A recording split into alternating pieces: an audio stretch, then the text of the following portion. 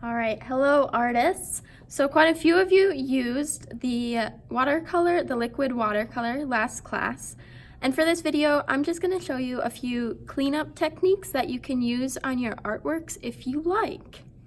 So for this liquid watercolor here, I had an idea when I started it, but the liquid watercolor didn't allow me to add as many details as I wanted to. So I'm gonna add some details to this artwork here with some markers, Sharpie, and crayon. All right, so here I have some mountains and I was kind of going for a dragon here. So I'm just gonna outline some of those shapes with my Sharpie, all right? So I wanted a wing here, a wing here. And you can see the Sharpie kind of makes it stand out. Maybe I'll trace the tail. I could even add some spikes right there. That's a little bit easier to do with marker than with that liquid watercolor, all right? So maybe I'll outline the head, give it an eye and a smile there, and it needs some ears too, all right? So you can see a little bit more clearly my dragon that I got going on. If I wanted to add some red just to fill it in a little bit more or add some detail, you can see I can do that with a similar color too. All right. And then maybe I want to fix up those mountains a little bit. I think I'm also going to outline them so you can see them a bit more. Maybe they got some snow up there.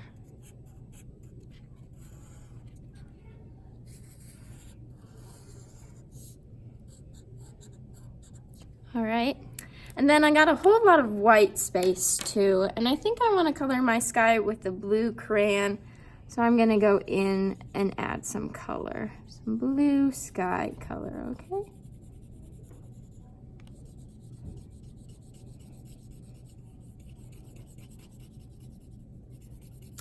All right, so I won't fill in all of it. You can use your imagination to see that all of this will be eventually filled in with blue for the sky, all right? But just taking some drawing materials, you can spruce up your artwork and add some details to make it look nice and clear. So also if you use the liquid watercolor and you were just kind of messing around with the paints and exploring to see what you could do, and then you have something that looks maybe a little bit more like this. To this one, I'm gonna look at the shapes and see what maybe I could create out of those shapes, all right?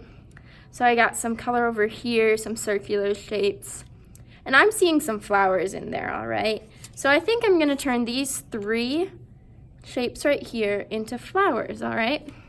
So I'm gonna take the Sharpie again. You could also do this with marker or pencil, crayon, colored pencil, any of those options, right? So I'm gonna outline maybe this orange circle and then this pink circle, this one here as well.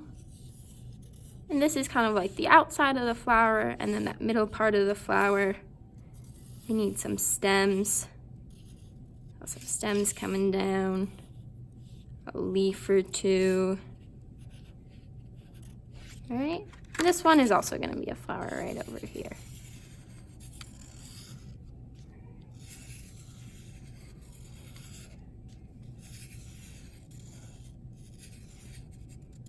All right, also needs a stem and a flower.